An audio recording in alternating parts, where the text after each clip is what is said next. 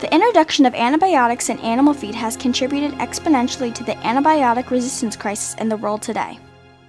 The FDA has recognized these conditions are a cause of antibiotic resistance in humans, yet have done little to address the problem. Every year, antibiotic-resistant bacteria affects at least 2 million people, killing more than 23,000 of those. It is now becoming increasingly difficult to treat this kind of bacteria due to their developed resistance to antibiotics.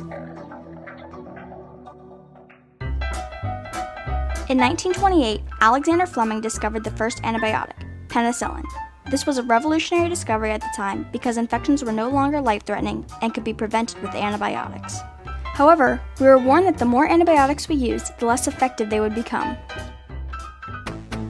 Today, there are a number of factors contributing to the declining effectiveness of antibiotics. The food industry is a leading cause of antibiotic-resistant bacteria because resistant genes are developing in animal bacteria that get transferred to humans due to improper handling procedures. When they were being butchered or then being handled, they were not handled correctly, then they carry the animal bacteria with them. And if you are sort of have a cut when you are handling, you're not handling right, or you have a cut or abrasive on your skin, that you might pick up the bacterial infection from the food source that you were normally okay with it. But the problem with that is then this bacteria from the animal food source is they already carry the antibiotic resistant marker. So then that kind of you can't really treat the human infection with the same antibiotic. We spoke with environmental science teacher Laura Dinnerman about what the government could do to step in on the problem.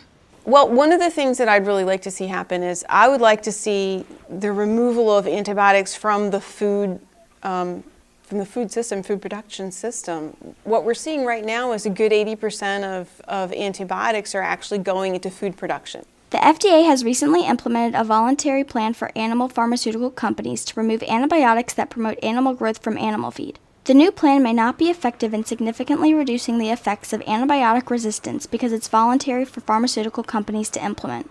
They need to be required to be more forthcoming with information.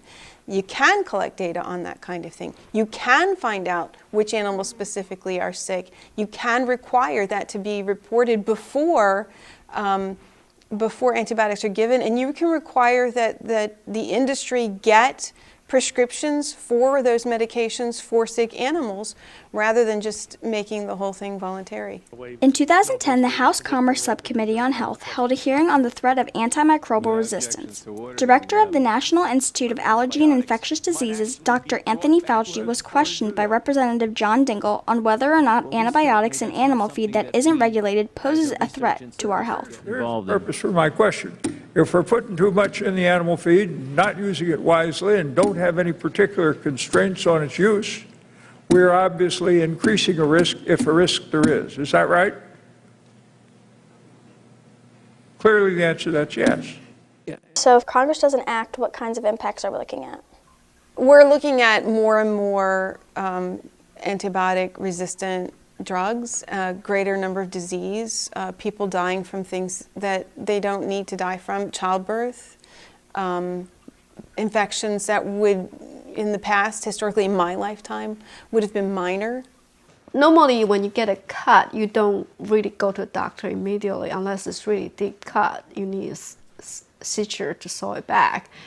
But then when the infection started, you're probably not too concerned about it until much later on. Then you can't stop the infection. Then you go to a doctor, and by the time, I would say, yeah, a week to 2 weeks, that's the timeline. Then doctor will say, we have to cut it off because we can't prevent the bacteria from entering your bloodstream.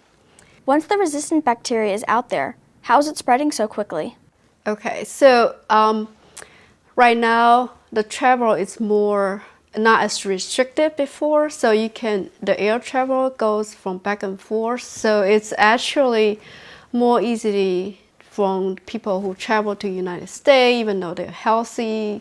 There are some commensal bacteria that travel with them, and they also carry the antibiotic resistant marker here, and they could, just leave it behind.